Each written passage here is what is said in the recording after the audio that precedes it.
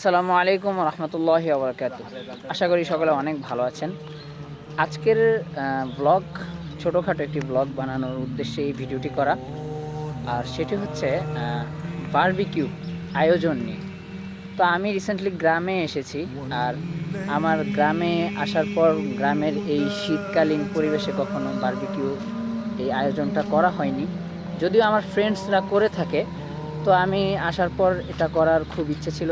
So আমি এটার উদ্যোগ নিই এবং আমার ফ্রেন্ডসদের সাথে পরামর্শ করি এই ব্যাপারে, এবং তারাও আমাকে এই ব্যাপারে সাপোর্ট করে এবং আজকে আমরা সেই আয়োজন করতে যাচ্ছি। আর আজকে আমার সাথে এখন আমি যাচ্ছি হচ্ছে বাজারে গিয়ে আমাদের মুরগি কিনতে হবে। তো আমার সাথে এখন আছে আমার ছোটোবেলার খুব ক্লোজ ফ্রেন্ড, তার নাম হচ্ছে তাজুল, আর এবং আমার একজন ভাই, তার নাম হচ্ছে রাসেল। তো আমরা বাজারে গিয়ে দেখা করছি।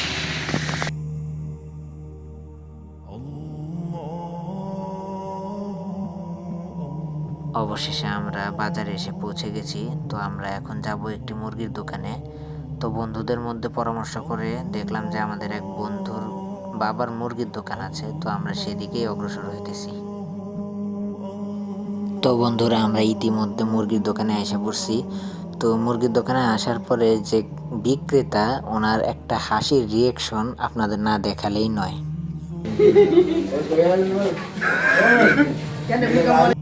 বন্ধুরা, কোন প্রসঙ্গে যেন এই হাসিটা এসেছিল ওনার, আমি নিজেও জানি না, কিন্তু এই হাসিটা দেখে রীতিমতো আমরা সবাই কেঁদে দিয়েছিলাম।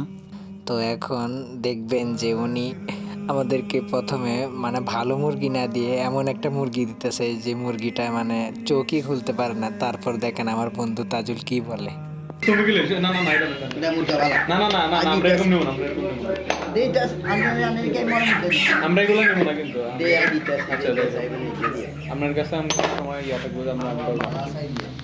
আমি মুরগি চিনি, আমি অলওয়েজ মুরগি পিওর মুরগি। না না না, এটা পানি হলো দিলাম এরকম না। পানি তো অলাপ খায় না, এই যে চোখের মধ্যে পানি, আমি শুষ্ক করে দিলাম। আমি আপনার দোকানে আইসি, বাড়িতে বাদ দিয়ে আপনার দোকানে আইসি ভালো মুরগি লাগে। অসুস্থ মুরগি আমি পছন্দ করি।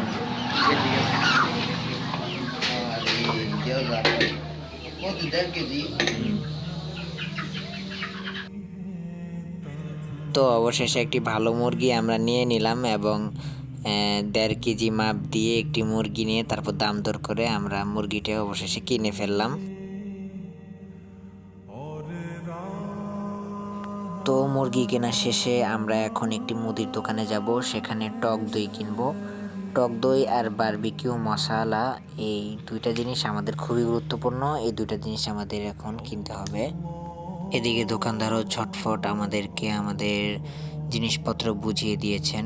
এখন আমরা সোজা বাড়ির দিকে রওনা হব, আর দেরি না করে।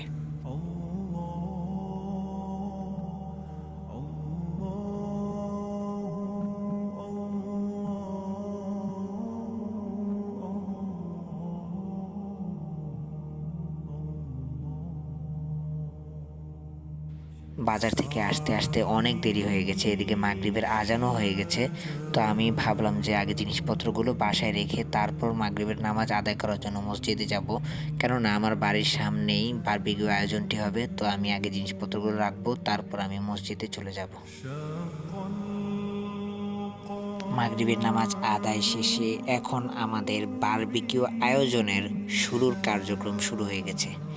দেখতেই পাচ্ছেন আমার বন্ধুরা কত সুন্দর করে তারা কষ্ট করে সব কিছু সেট করতেছে। আমি ওইদিকে ইট সংগ্রহ করতেছি, এদিকে আমার নেট, সব কিছু প্রস্তুত করা ছিল সেই বিকাল থেকেই।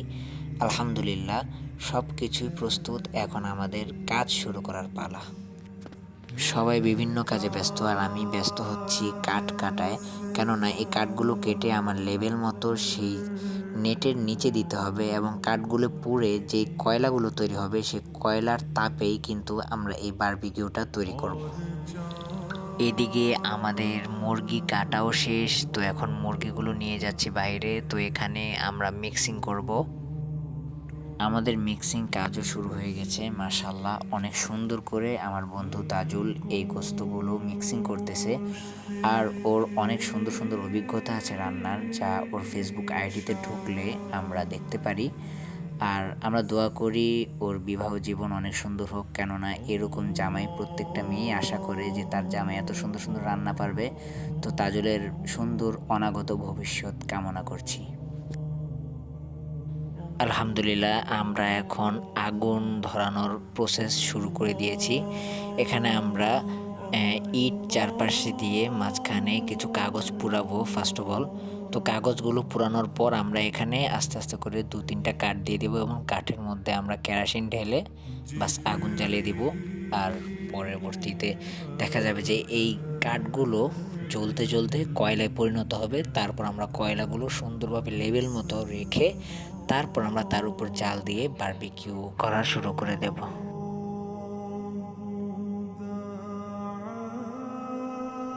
তো বারবিকিউ করা এখনই শুরু করব আমরা। তো আমি আমার হাত থেকেই প্রথমে আগুন দিয়েছি।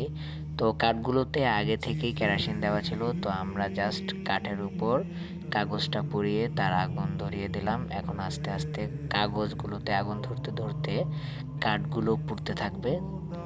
তো আস্তে আস্তে আমরা কেরোসিন একটু পরপর দিব আর আগুনের তাপও বাড়াবো। তো কাঠগুলো একেবারে যখন কয়লা হয়ে যাবে তারপরে আমরা আমাদের বারবিকিউ তৈরির পরিপূর্ণ কার্যক্রম শুরু করে দেব ইনশাআল্লাহ।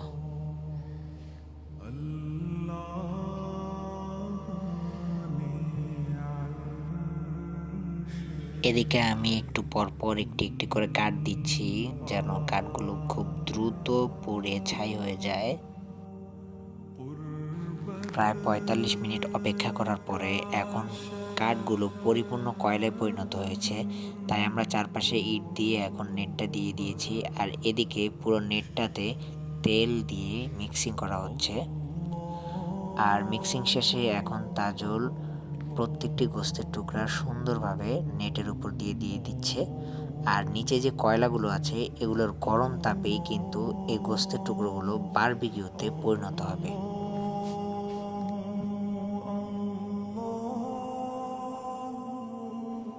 আর এদিকে আমি গোস্তের টুকরাগুলো উল্টানোর অনেক চেষ্টা করতেছি, যদিও অত সুন্দর করে উল্টাতে পারছিলাম না। আর বন্ধু আমাকে বারবার বলে দিচ্ছে যে তুই এভাবে এভাবে উল্টা। তো ওর কথা মতো সুন্দর করে উল্টানোর চেষ্টা করছি।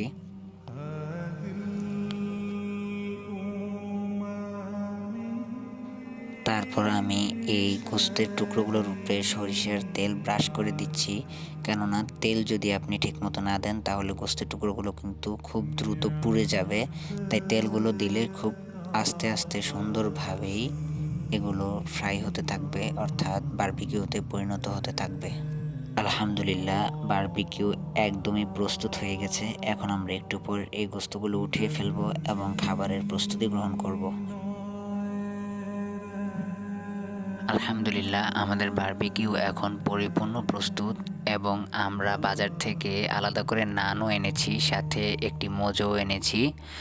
আর এদিকে আমরা সবাই অনেক ক্ষুধার্ত, কারণ অনেক কষ্ট করেছি, দেখতেই পাচ্ছেন। এদিকে আমার ভাই বন্ধু সবাই খুবই ক্ষুধার্ত।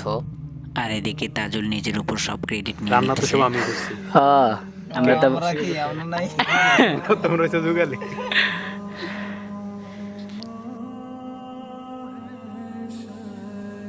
অতঃপর আমাদের বারবিকিউ খাওয়া শুরু হয়ে গেছে।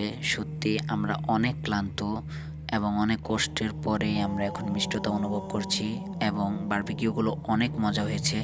আপনাদেরকে আমাদের খাবার দেখানো উদ্দেশ্য না, উদ্দেশ্য হচ্ছে আমাদের এই আয়োজনটি দেখানো, যাতে আপনারাও আপনাদের বন্ধুদের সাথে এরকম কিছু মুহূর্তগুলো উপভোগ করেন।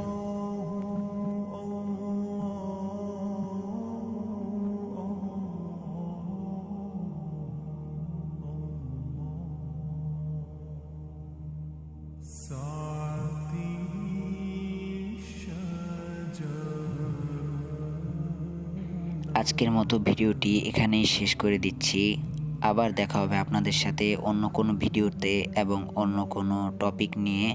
তো আমাদের এই আয়োজনটি আপনাদের কাছে কেমন লেগেছে অবশ্যই কমেন্ট করে জানাবেন এবং আমাদের জন্য অবশ্যই দোয়া করবেন। আজকের মতো বিদায় নিচ্ছি। আসসালামু আলাইকুম ওয়া রাহমাতুল্লাহি ওয়া বারাকাতুহু।